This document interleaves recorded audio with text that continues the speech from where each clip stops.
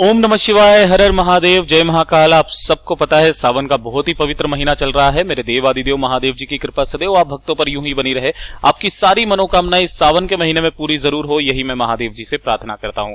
देखिए, कल का दिन जो है वो है अमावस्या का दिन, जो कि अधिक मास का सबसे अंतिम दिन पड़ रहा है और अमावस्या भी पड़ रही है। बहुत ही अद्भुत संयोग बन रहा है। जो भी मेरी माताएं बहनें इस वीडियो को सुन रही हैं, देख रही हैं, अपने परिवार की खुशियों के लिए इस वाले उपाय को जरूर करना। आपके घर में अगर किसी भी तरीके का कोई ग्रह दोष है, पितृ दोष है, काल सर्प दोष है या धन की प्राप्ति नहीं होती है अगर आपके घर में, तो छोटा सा उपाय करना, आपकी सारी कामनाएं पूरी होगी और आपके घर में खुशियां भी आएगी, आपके ग्रह के सारे दोष भी खत्म हो जाएंगे।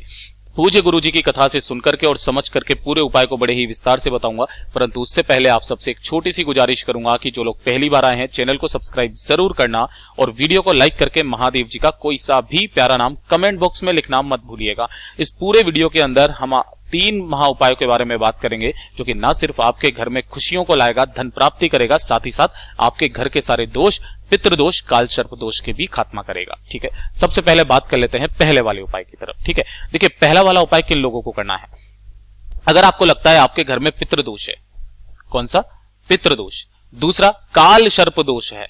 किसी को भी अगर काल सर्प दोष है या फिर घर में कोई ग्रह दोष है ना, जिससे नेगेटिव एनर्जी वगैरह बढ़ती है, तो हमेशा ध्यान में रख लेना, इन सभी को दूर करने के लिए आपके पितरों का स्मरण करना बहुत ज्यादा जरूरी होता है। और जो भी अमावस्या का दिन होता है वो पितरों के लिए समर्पित होता है।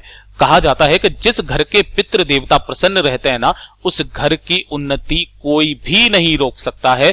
वो घर हमेशा उन्नति की तरफ जाता रहता है और जिस घर के पितृ देवता खुश नहीं है ना, वो मिट्टी में मिल जाता है। ये चीज ध्यान में रख लेना। इसका जीता जागता उदाहरण मैं आपके सामने बैठा हुआ हूं। मेरे भी घर में था और मैंने किस तरह से इसे दूर किया है मैं खुद ही जानता हूं। कभी मौका मिला तो आपको कहानी बताऊंगा, परंतु उससे पहले आपको सबसे पहले इस उपाय को करना बहुत ज्यादा जरूरी है। ध्यान से सुनना। आपको इस वाले उपाय के लिए अमावस्या के दिन करना क्या होगा? सुबह के समय, है ना।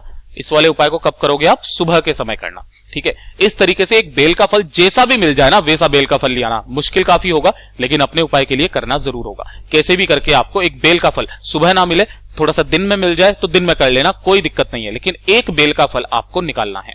जैसे ही आप एक बेल का फल कहीं से भी लेकर के आओगे, अरेंज कर लेना, चाहे कच्चा चाहे पक्का, अपने घर पर लेकर के आना। और घर पे लेकर के आने के बाद उसको ऊपर से यहां से तोड़ना, पूरा आधा मत तोड़ देना, केवल थोड़ा सा यहां से ऊपर से थोड़ा सा तोड़ लेना। तोड़ने के बाद इसके अंदर का जो भी गुर्दा है ना, ये गूदा, इस गूदे को बाहर निकाल देना। ठीक है ना, ध्यान से सुनना पहले उपाय को।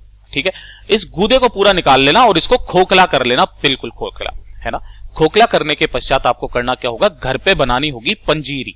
मैं बहुत बार इस उपाय को बता चुका हूं, कईयों को इससे फायदा मिला है, इसलिए मैं वापस बता रहा हूं। घर पे पंजीरी तैयार करनी है। अब पंजीरी कैसे तैयार करते हैं, कईयों को ये नहीं पता है। अगर आता है तो बहुत अच्छी बात है, नहीं आता है तो सिंपल भाषा में मैं आपको बता देता हूं कि जो आपकी कढ़ाई होती है ना, उस कढ़ाई को थोड़ा सा गर्म करना, उसके अंदर थोड़ा सा घी डालना और घी डालने के बाद आपके घर का जो आटा है ना, गेहूं का आटा, उस आटे को उस घी के अंदर डाल करके थोड़ी सी देर सेकना। इतना मत डालना, हलवा नहीं बनाना है। थोड़ा सा 1-2 चम्मच घी डालना उस आटे को डाल करके और उसे सेकना, है ना। जब वो ब्राउन हो जाए, ब्राउन होने के बाद में उसके अंदर थोड़ी सी चीनी, थोड़े से सूखे मेवे, है ना, इस तरीके से डाल देना।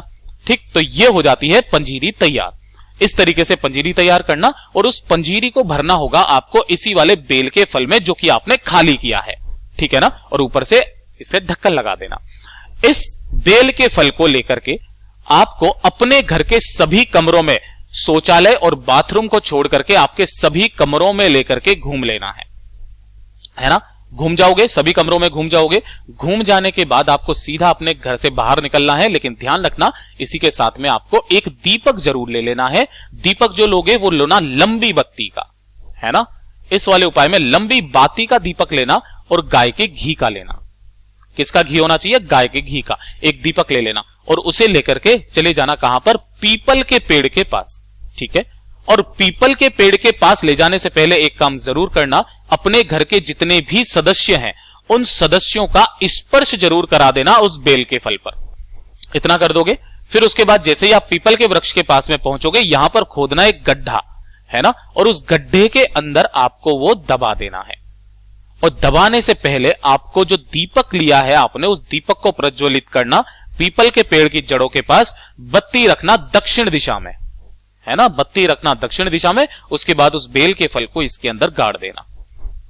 2 मिनट वहां पर खड़े होकर के अपने पितरों का स्मरण करना और उनसे अपने परिवार की उन्नति के लिए बोलना, उनसे कामना करना। ग्रह दोष अगर कोई हो तो उससे रक्षा करें, और अगर आपके घर के जितने भी कार्य रुक रहे हैं, कुछ भी अच्छा नहीं हो रहा है घर में, जितने भी दोष हैं जिन्हें आप दोष कहते हो, वो सारे के सारे काम आपके बने, ऐसी विनती करके वापस चले आना।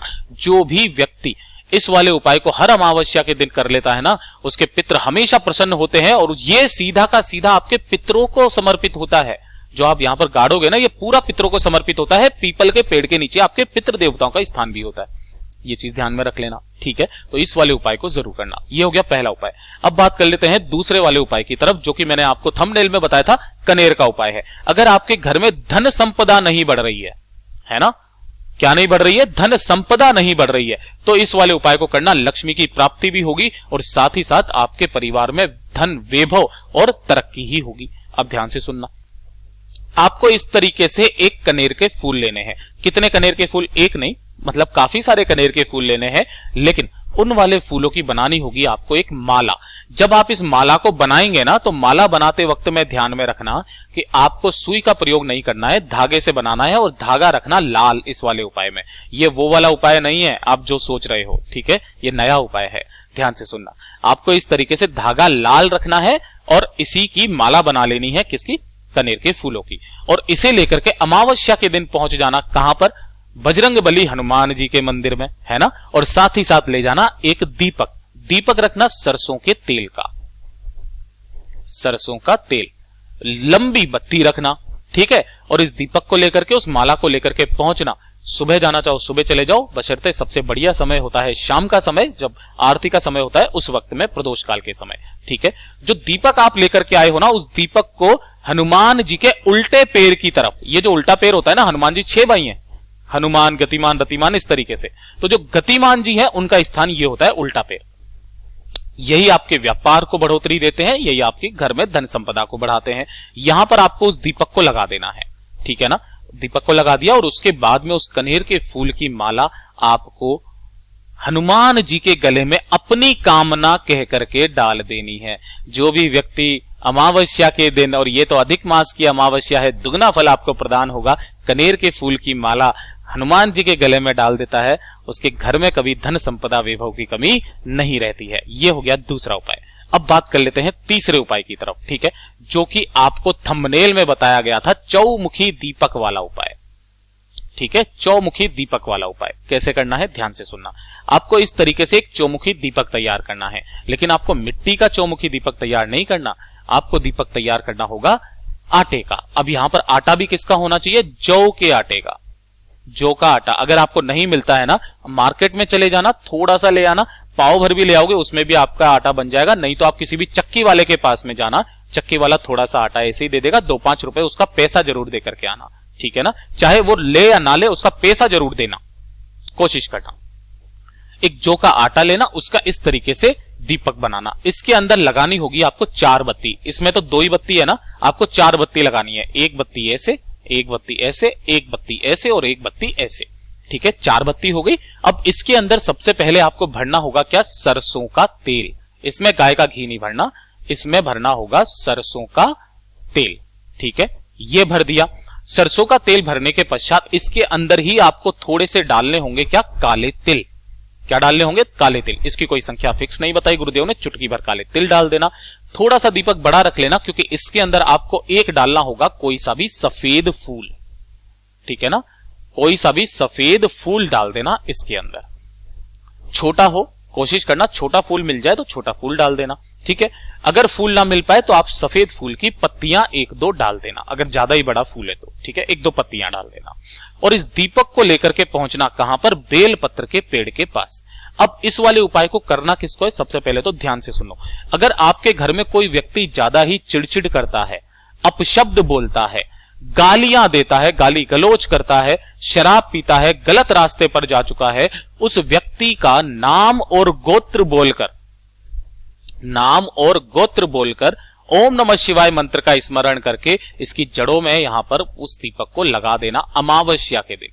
जो भी स्त्री नारी इस वाले उपाय को अपने पति, बेटे या किसी के लिए भी कर लेता है, या फिर कोई व्यक्ति है जिसकी पत्नी या बेटी कुछ भी इस तरीके से अपशब्द बोलती है या कुछ भी करती है, वो भी इस उपाय को कर सकते हैं। उसका नाम और गोत्र बोल करके यहाँ पर जो व्यक्ति अमावस्या के दिन दीपक को लगा देता है, मात्र 3 दिन के अंदर अंदर वो व्यक्ति सही रास्ते पर आ जाता है, गलत बोलना बंद कर देता है। इतना अचूक उपाय है ये, है ना।